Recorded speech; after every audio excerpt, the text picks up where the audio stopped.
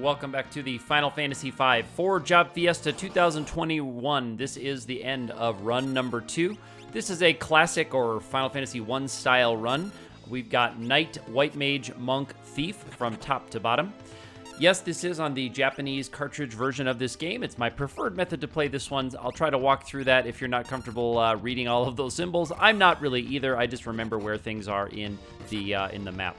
So, we're going on the offensive with our offensive characters, and we're also putting some protections up with our White Mage. Now, there's White Hole. Unfortunately, that means that we've got to gobble up 2 actions to take care of that. The Thief there is going to need a Phoenix Down and a Soft because White Hole does both Stone and instant KO status. I'm going to try to put on Shell on some of my characters. Now, Shell will help me dodge White Hole because Shell, in addition to cutting damage from damage spells, will also give you an extra 50% boost in your dodging of targeted status spells such as White Hole. The Knight also has, I believe, the Aegis Shield in his hand for the start of this battle because that's where you're going to see most of the White Hole castings, and the Aegis Shield will block that if Xdeath targets the Knight with it. So I'm trying to get Shell on these characters and also image status to stick on these characters. Sadly, the Thief there wasn't able to. There we go. Now the Thief is going to be able to reset her Mirage status. That's thanks to the Knight, the Monk, and the Thief all have the Mirage Vest item equipped. You get one of them by running your Chocobo around the world in World 3 and then talking to a certain person in the Shadow Village, but you can also steal them as a rare steal in the Island Sanctuary. And I intentionally did some of my level grinding here to get up to this hit point level. I did it there in the Island Sanctuary so that the Thief could be mugging the good stuff from those characters. So I was able to actually get 2 more for all the characters who can equip the Mirage Vest have it on. I did also steal the Genji armor, the Genji set of stuff, but Mirage Vest is just strictly better than the Genji armor for most things. The Knight does have the Genji helmet equipped, and then, of course, like I said, the Aegis Shield. And the Knight is using the Ragnarok Sword because I was able to win the Shinryu battle using Berserk from the White Mage. So this is one of those rare times where you're actually getting to use the Ragnarok Sword, which is pretty fun.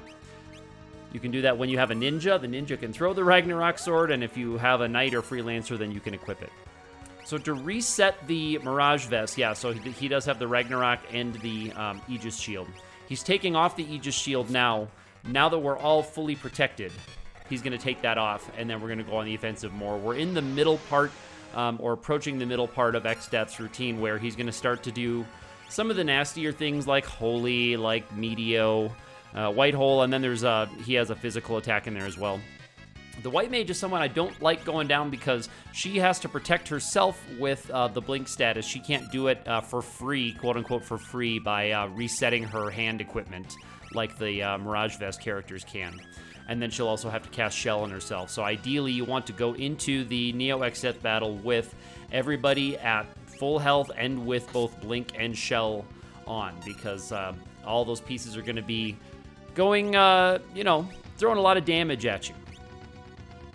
So at the same time here with Xdeath, I'm trying to get his hit points down to 0 while keeping all of my characters healthy. You can see the Monk there.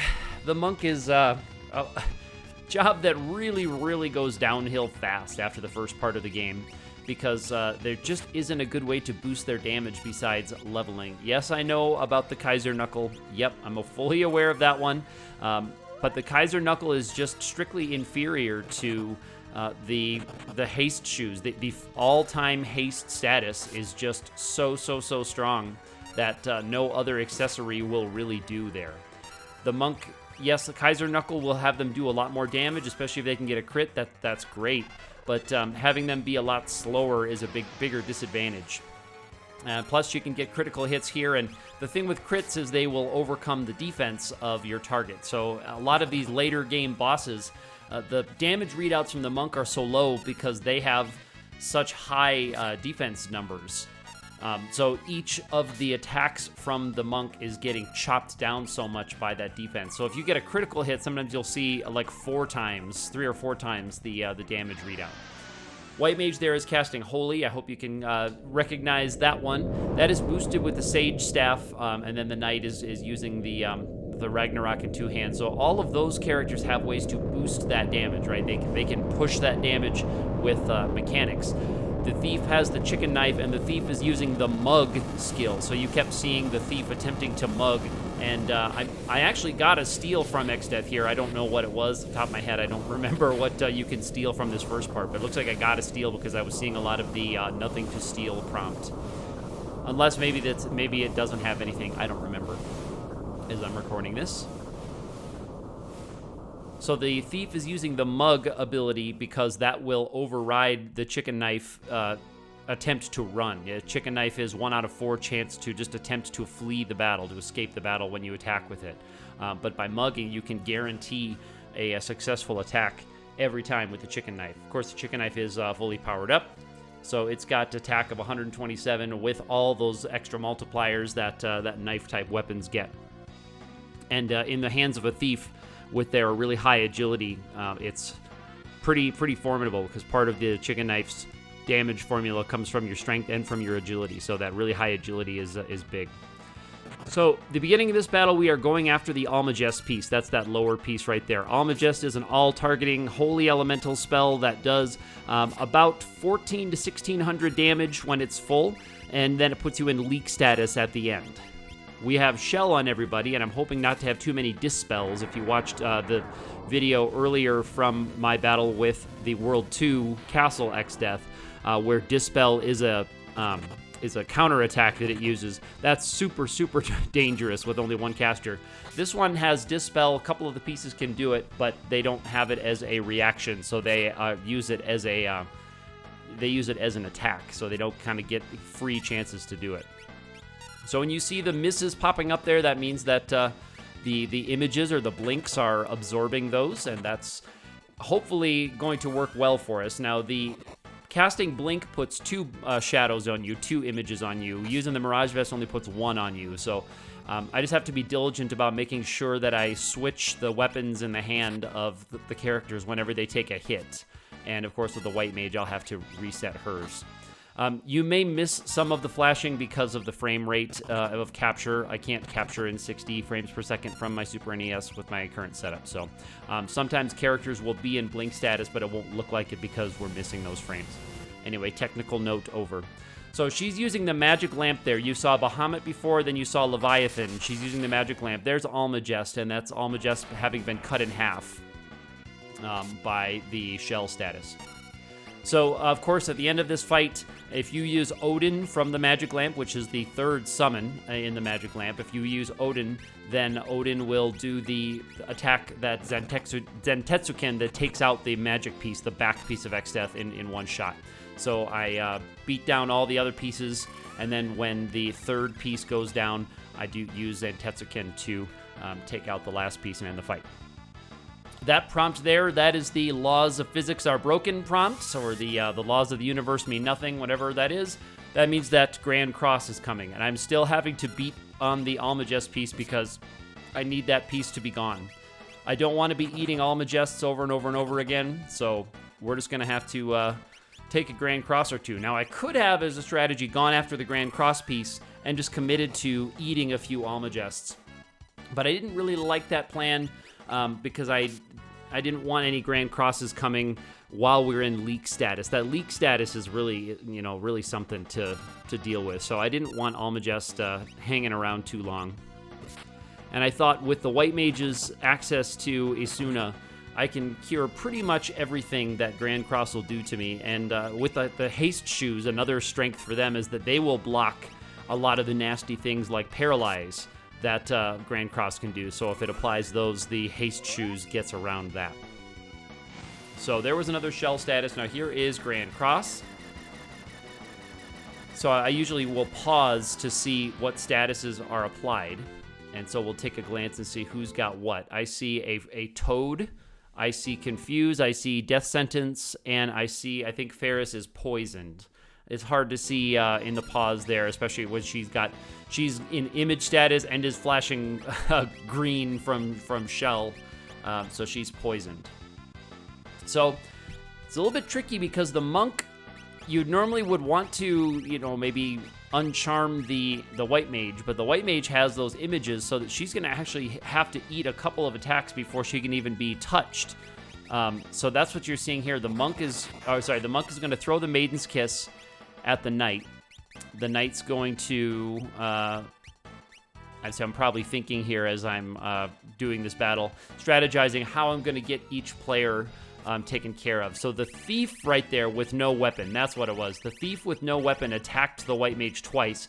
That knocked out her 2 images. And now the knight with no weapon in his hand is going to plunk her to knock her out of charm. So that was the strategy I found there. That was the line right there. I don't know if this holy is going to be cut enough. Yeah, so it is enough that she can survive it. But then the tick of poison actually almost KO'd her after that. So she barely survived the casting of holy, but then the poison tick was really big. When you're at higher levels, poison, because it does proportional damage, when you're at higher levels, poison can do a lot more numerical damage. It's pretty funny. So there's the monk is refreshing her image status, and I'm just going to go back on the offensive. And I really would like that monk to one hit, because the monk is going to miss sometimes because of some evasion. But also, man, criticals would really help speed that down a little bit more. So the white mage used an image on herself, and I did forget that the knight did not have his weapon in his hand, so that was a wasted action right there. It's kind of a silly move on my part. So the knight just attacked empty-handed. The monk's empty-handed, of course, but a monk does a lot better damage-wise. And here the monk is going to use her action to cure the poison on Ferris, because that poison is going to be annoying as this battle drags on. And the monk is my least functional character. It can do the least, has the least versatility, and it has the least damage that it can do to Neo Extet here. So there was a holy. You can see my white mage does great damage. The knight and thief both can do in the 2,000 to 3,000 damage range. So holy's actually my best attack.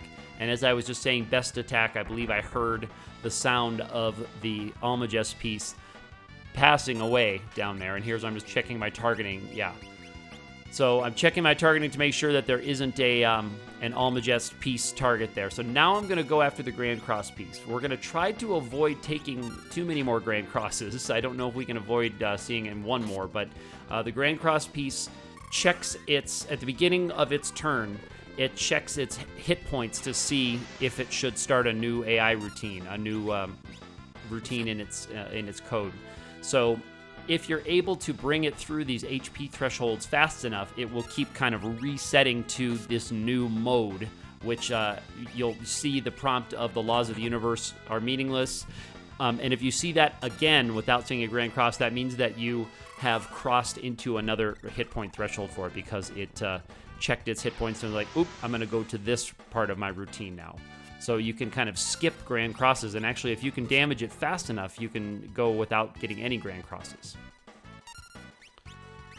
And so another tricky thing here is with the Grand Cross piece, you really want to be rushing damage into it, and you don't want to mess around leaving it there. But on the other hand, I've got to make sure that my white mage is protected. So it's unfortunate that she is my holy caster, but she's also my only blink caster, my image caster. So I went a little bit more aggressive right there. So there's the prompt of the laws of the universe are meaningless, or whatever it says. And if we see another one of those prompts without a Grand Cross, that means that we've skipped one. We've missed one. Now, the death sentence or the doom sentence on the monk is going to trigger in a few seconds, and that's going to gobble up somebody's action as well. That's actually a really nicely targeted Firaga, Fire 3, because the monk there is going to be KO'd in two more ticks. I do have access, of course, to the scan spell, so I could cast scan, but the unfortunate thing is that why cast scan when you could be casting holy? So there went there was the doom sentence, and I know my thief is right there. My thief is my second lowest damage character, so that's actually the one that I would have liked to have gotten a turn there. Perfect.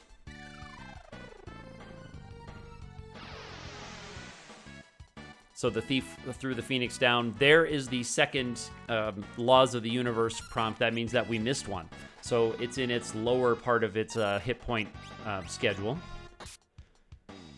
And so now this means that I'm going to try to stay as much as I can on the offensive. I'm not going to be able to get Shell back on to the monk there, but with an elixir, the monk has such high hit points, especially with HP plus 30%, that she can actually tank like an Arrow 3 or a Fire 3, I think, or maybe it's close. Maybe it's close to what she can actually tank. There was the Grand Cross piece going down. So we no longer have to worry. The front piece is we call it the physical piece. It mostly does physical attacks. The back piece we call it the magic piece, mostly does single target magic attacks. So everything here is single targeting from these guys. I don't have to worry about any area of effect stuff. And none of these guys has any low hit point kind of dangerous things like the Grand Cross piece. When it's in its low hit point range, it'll do Grand Cross, and then it will start doing things like Meteo. So here's a scan spell. I'm just checking the front piece, 39,000. I don't have to be super careful, as I said. Don't feel bad wasting an action because I'm not trying to race anything. I can keep everybody protected here. Yeah, so that Aeroga, that Arrow 3, with Shell did 500. Without Shell would do maybe 1,200. So the monk doesn't super need Shell to stay alive as long as you could throw an elixir at it. And usually you'd want her throwing an elixir at herself in this situation, because all the other characters just do much better damage. So as I was recording this, I was counting the thousands of damage in my head. You'll see me cast Scan, I think 1 or 2 more times just to confirm that I'm still on the hit point track. And then when I know that that piece is within 1 or 2 hits of the end, then I will make sure everybody's turns are lined up so that when I do hear the sound of that piece passing away, I can immediately use the magic lamp and not have to worry about the back piece in its desperation mode doing a double almond jest or something kind of silly and taking our party out. Although with Shell, you can generally survive 1 attack in that desperation mode. Most of the things that it'll do, if you have Shell and you have decently high levels and hit points on everybody, you can usually survive maybe 1. So you don't have to be as careful. But I like to make sure, and if you can make sure by doing things a certain way, that's the way I like to do things. Sometimes that means dragging the battle a little bit longer than you need to, but this is not a speed run, of course. This is a challenge run. So timing is not important. Yeah, as you're watching the video here, again, that frame rate doesn't let you see, but everybody is in that blink status, even though it only looks like a couple of characters are on my screen. And that's just a super nice way to dodge all incoming physical damage. Okay, so there's 11,000 out of 50,000 right there, and there I'm counting down, so I went probably 11, and then 9, and then that brings me to about 5,000 left. I usually just round up or round down, depending on how close we are, so I'll just kind of round to the nearest 1,000. And so I know about how much damage each character does. I know whether we're safe or not doing these attacks. And with the white mage here, I'm waiting for everybody's actions to fill up. Their actions are filling up. I don't think the holy will do it. It'll probably need 1 more attack after holy. So I listen. Oh, so I did not need that. I heard the prompt, heard the sound of the piece passing away. I had the knight do a double check, so if you go to fight and it targets that back piece by default, that means that all other pieces are gone, and then you can use the magic lamp to summon Odin and finish the battle. That is it for run number 2 of the Forge Up Fiesta 2021. I always enjoy playing the classic style runs, even though they have less flexibility. They are very nostalgic for me. Great party right here. The monk showed its limitations as expected. The thief really does shine in its own special ways. The white mage is the MVP of the run, as you might expect. The beginning of the game, they have great healing powers, and of course at the end of the game, they are an offensive juggernaut. That's it for me for this video and for this run. If you like what you've seen here, you can hit that thumbs up button, subscribe to the channel, leave a comment where I always love to read them, or you can hit me up on Twitter where I'm also active_ATE. We will see you next time.